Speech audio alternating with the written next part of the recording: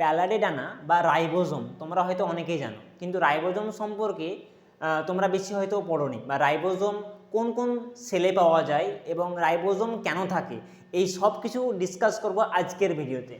Hello student, welcome to Srijan. আমরা পড়ছিলাম cell the unit of life class 11-তে। Class 11-তে আমরা অনেক কিছুই পড়ে ফেলেছি, মেফোজোম থেকে শুরু করে কোষ পর্দা, কোষ প্রাচীর, গ্লাইকোগ্যালিক সব পড়ে নিয়েছি। আজকে পড়ব প্যালাডে ডানা বা রাইবোজোম। তাহলে ফার্স্ট আমরা বোর্ডের দিকে যাব, রাইবোজোম কি দেখে নেব যে হোয়াট ইজ রাইবোজোম।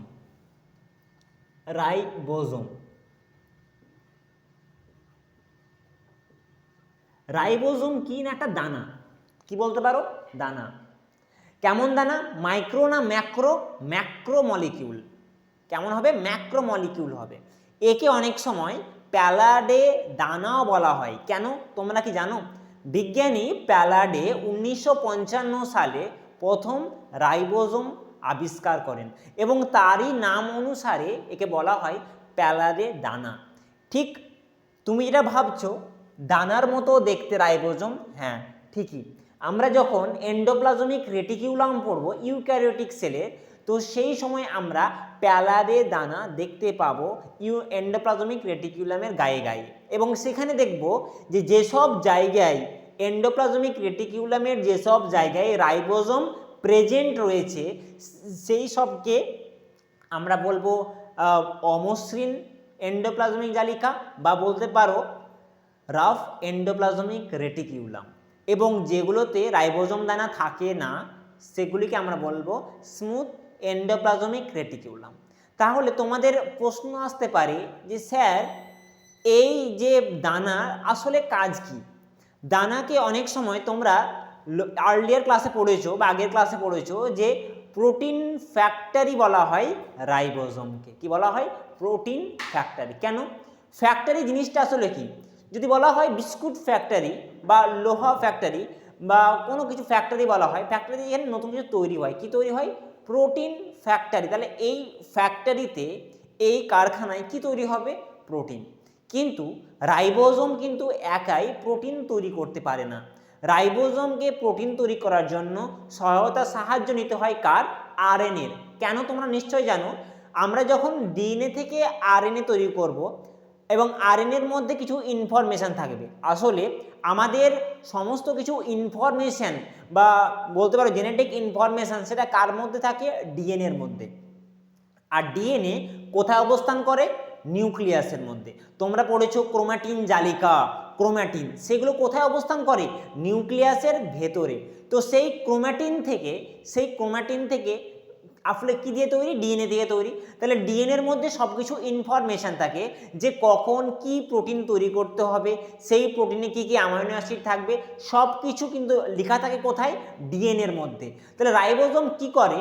রাইবোজোম প্রথমে ডিএনএ থেকে ডিএনএ তৈরি করে, মানে ডিএনএ থেকে ডিএনএ তৈরি হয়, তারপর ডিএনএ থেকে আরএনএ তৈরি হয়, এবং আরএনএ যখন নিউক্লিয়াস থেকে বাইরে বেরিয়ে আসে তখন সেই নিউক্লিয়াস থেকে বেরিয়ে আসা আরএনএর সঙ্গে বাইরে থাকা রাইবোজোমের যে সাব ইউনিট কথাটা বলছি আমি, অর্থাৎ রাইবোজোমের দুটো পার্ট দেখতে পাবো, দুটো খণ্ডক দেখতে পাবো।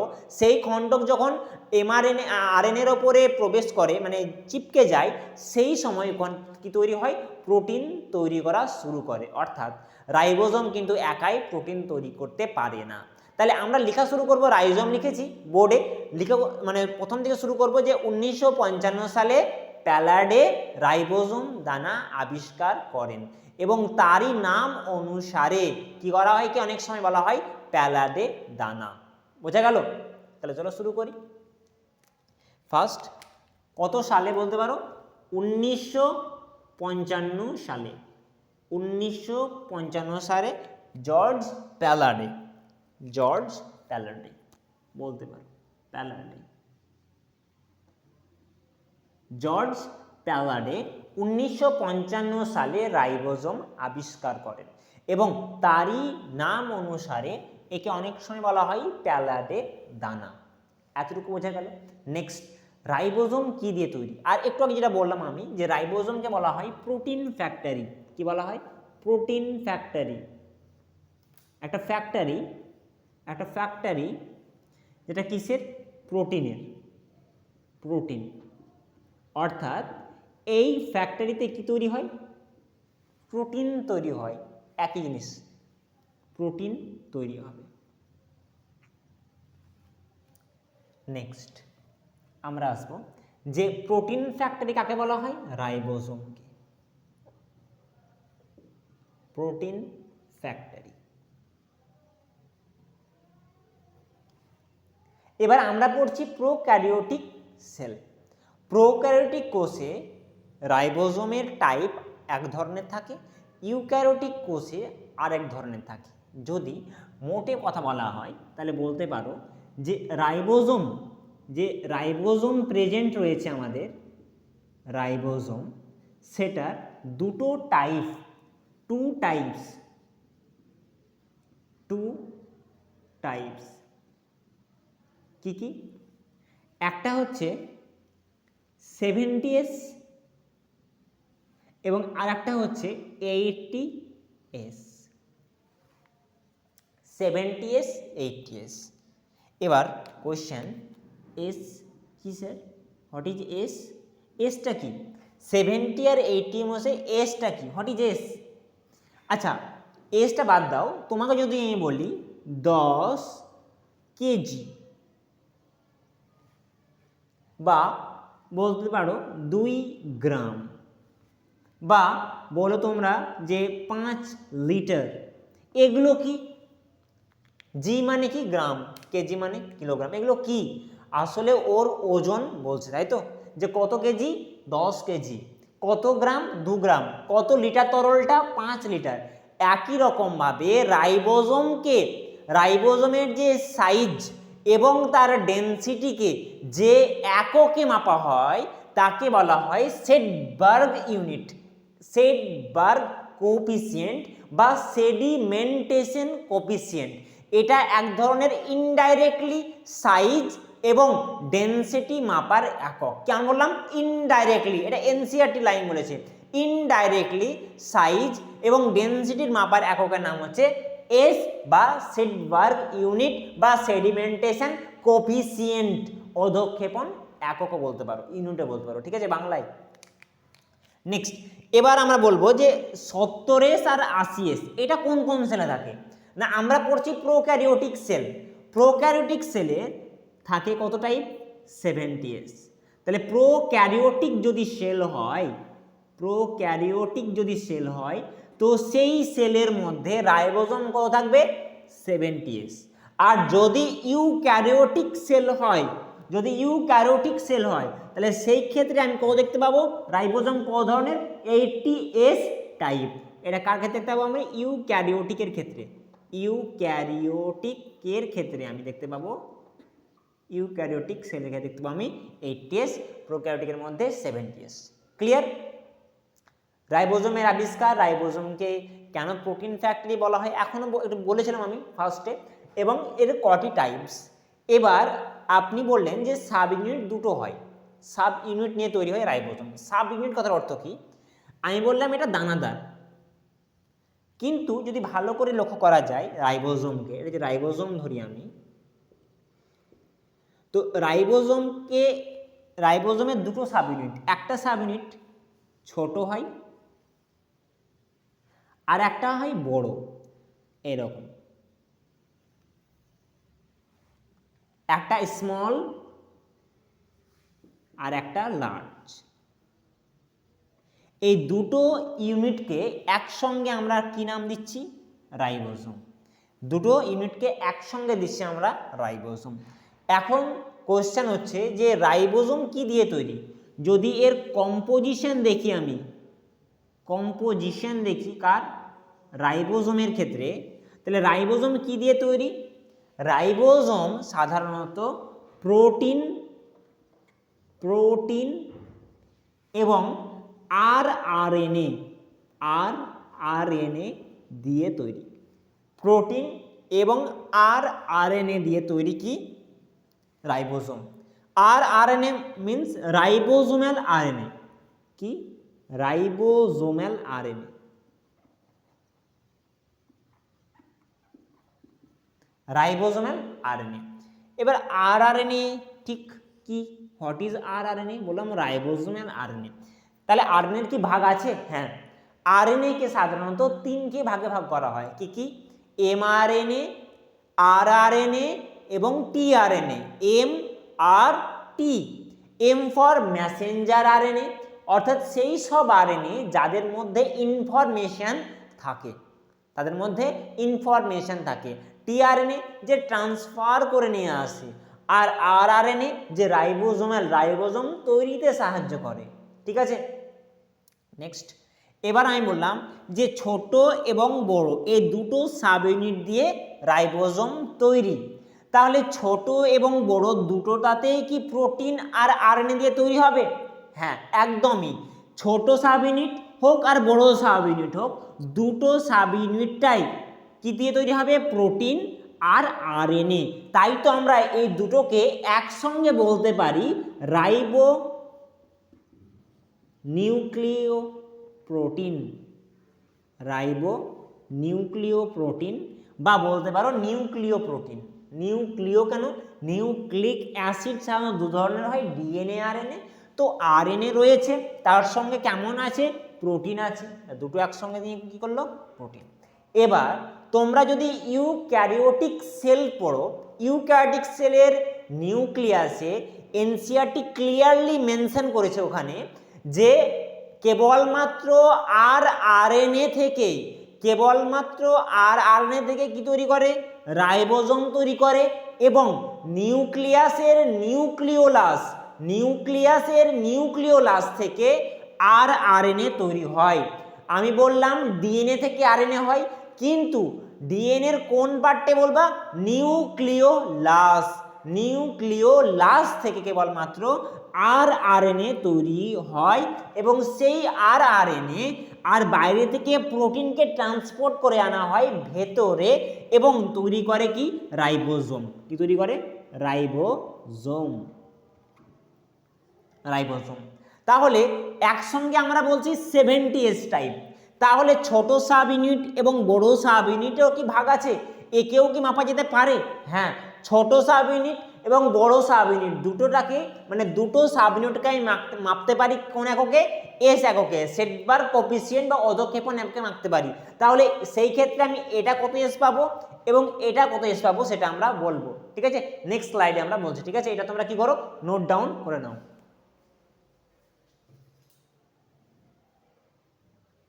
এবার আমরা দেখব সাব ইউনিটগুলো, যে সাব ইউনিট এস এককটা কত কত। ঠিক আছে, তাহলে ফার্স্ট আমরা লিখব যে রাইবোজোম দুটো সাব ইউনিট দিয়ে তৈরি, তাই তো? রাইবোজোম দুটো সাব ইউনিট দিয়ে তৈরি, টু সাব ইউনিট, দুটো সাব ইউনিট দিয়ে তৈরি। একটাকে আমি বলবো স্মল সাব ইউনিট, আর আরেকটাকে বলবো আমি লার্জ সাব ইউনিট, আর একটা স্মল সাব ইউনিট, স্মল আর লার্জ। দুটো কি দিয়ে তৈরি হবে? আরএনএ আর প্রোটিন। পারো দুটো তৈরি হবে আমাদের প্রোটিন প্লাস আরএনএ, এই দুটোই তৈরি হবে, ছোট এবং বড় দুটোই। ঠিক আছে, নেক্সট যেটা বললাম স্মল সাব ইউনিট কত? টোটাল কত? 70S। আর ছোট সাব ইউনিটটা কত হবে? না, ছোটটা হবে 30S এবং এটা হবে 50S। 30S এবং 50S অ্যাড অন করা হয় না এখানে। 30S এবং 50S এই দুটো ইউনিট নিয়ে আমরা একসঙ্গে কি মাপি? আমরা 70S একভাবে মাপি। নেক্সট, এবার একটু আগে বললাম যে আরএনএ সাধারণত 3 ধরনের হয়। আরএনএ 3 ধরনের হয়। কি কি আরএনএ? একটা হয় এমআরএনএ, এমআরআরএনএ, একটা টিআরএনএ, আর একটা হয় আরআরএনএ। এমআরএনএর কাজ কি? এমআরএনএর মধ্যে ইনফরমেশন প্রেজেন্ট থাকে, প্রোটিন তৈরি করার। প্রোটিন তৈরি করার জন্য সব কিছু ইনফরমেশন কার মধ্যে থাকে, এমআরএনএর মধ্যে। আরআরএনএ কি করে, প্রোটিন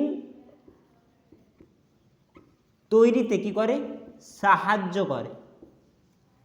তাহলে ফার্স্ট কি হয় না, এমআরএনএ আসে, এটা এমআরএনএ, এমআরএনএ। আরএনএ কি তৈরি হয়, তোমরা জানো যে ডিএনএ, ডিএনএ ডিএনএ থেকে তৈরি হয় আরএনএ। ডিএনএ হচ্ছে ডাবল স্ট্র্যান্ড, আরআরএনএ হচ্ছে সিঙ্গেল স্ট্র্যান্ড, এবং আরএনএ থেকে কি তৈরি হয়, প্রোটিন। তোমরা এটা জানো, ডিএনএ, ডিএনএ থেকে আরএনএ, আরএনএ থেকে প্রোটিন। ডিএনএ থেকে আরএনএকে বলা হয় ট্রান্সক্রিপশন, ট্রান্সক্রিপশন। আরএনএ থেকে প্রোটিনকে বলা হয় ট্রান্সলেশন। ওকে, ট্রান্সলেশন। তো প্রোটিন কীভাবে তৈরি হয়, ফার্স্ট এমআরএনএ আসবে, এমআরএনএর ওপরে, এমআরএনএর উপর কী থাকে, ইনফরমেশান থাকে, ভালো করে বাবা, ইনফরমেশন থাকে, একে বলে কোড বা কোডন। সাধারণত 3টে করে কোড থাকে এরকম, ধরো AUG, এটা একটা কোড, এরকম করে কোড লেখা থাকে যে কি কি প্রোটিন তৈরি করতে হবে বা কি অ্যামাইনো অ্যাসিড থাকবে, সেগুলো সব কোথায় লেখা থাকবে, এর মধ্যে। তো আরআরএনএ কি বললাম, সাব ইউনিট। কেমন হবে দেখতে, এরকম, একটা হবে ছোট আর একটা হবে বড়। এবার কি হবে না, এই যেখানে কোড আছে সেখানে কি আসবে, রাইবোজোম অ্যাটাচ হবে, এখানে রাইবোজোম অ্যাটাচ হবে একটা। দেন রাইবোজোম কি করলো, অ্যাটাচ হলো, দেন এখান থেকে তৈরি করলো একটা, বলতে পারো ধরো অ্যামাইনো অ্যাসিড, এর নাম দিলাম মিথিওনিন, মিথিওনিন। এবার আর একটা তোমাদের কনসেপ্ট পড়ে যে পলিজোম, পলিজোম বা পলিরাইবোজোম। পলিরাইবোজোম কি, পলি কথার অর্থ হচ্ছে মেনি, অনেক, এবং রাইবোজোম মানে রাইবোজোম। তো অনেকগুলো রাইবোজোম যখন একটা এমআরএনএর ওপর বসে, এখানে কটা আছে, কেবলমাত্র একটা, কিন্তু যদি এরকম করে অনেকগুলো বসে যায় এরকম, তারপরে এখানেও